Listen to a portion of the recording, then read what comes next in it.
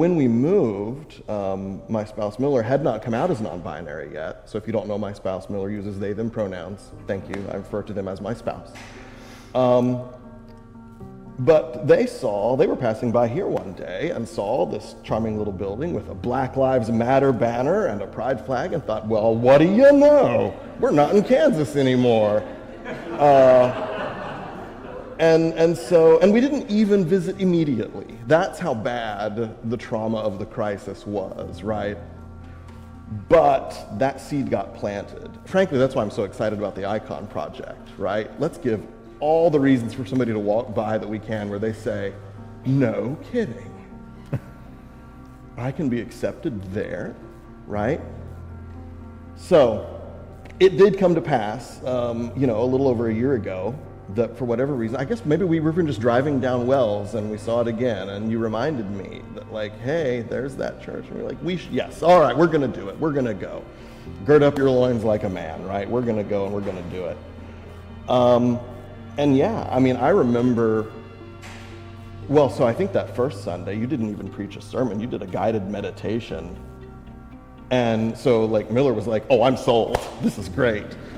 And then the next week, it was blessing bags. And we brought our donations, and we were filling blessing bags downstairs, and Kira was all about it, and it remains all about it to this day. I cannot tell you. That child, anywhere we go, she is keeping an eye out. She has a telescope. She's like, there is a person 3 blocks away that needs a blessing bag. I see them. We're going to give them a bag. We give a lot of blessing bags out. So I really enjoy hiking.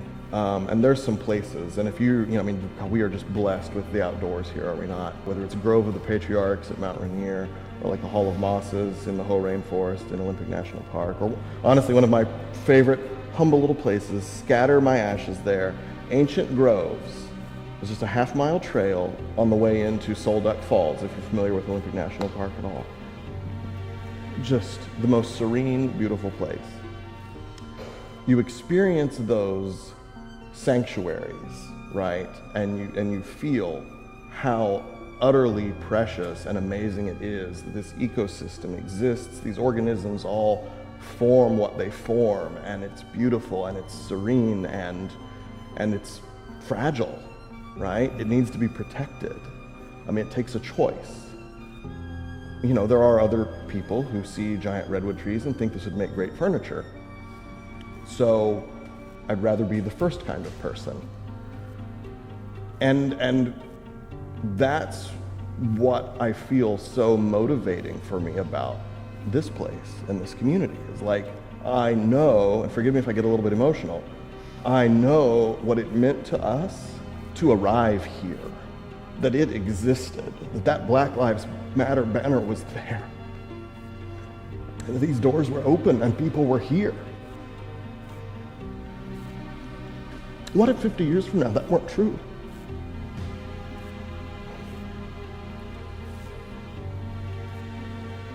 That's what motivates me, is just to think that I know I needed it. Somebody else is gonna need it.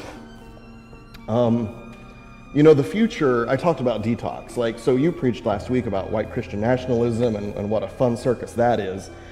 And I think, things that can't keep going won't. And so we live in capitalism, we've commodified and monetized everything. Our civic culture is riddled with cancer. We have a really difficult row to hoe, and the future is going to be hard, and things are going to have to change. Things are going to get different. And, what I see us doing here is caring for a flame that needs to be protected. Our broader society, frankly, needs to detox on its current version of Christianity. The coming wave of secularization, thank God for it. I think the Holy Spirit is in it because, we have got to clean up that mess. But at a certain point, people are going to look around again and be thinking about deep spiritual yearnings that need to be met, and about their relationship to each other and their relationship to the creation, the importance of caring for each other, the love and the stewardship that should really go into being human beings on this planet. And they're going to look for a story, a culture, a set of practices, a place where they can go and be nurtured in that and be supported in being good humans.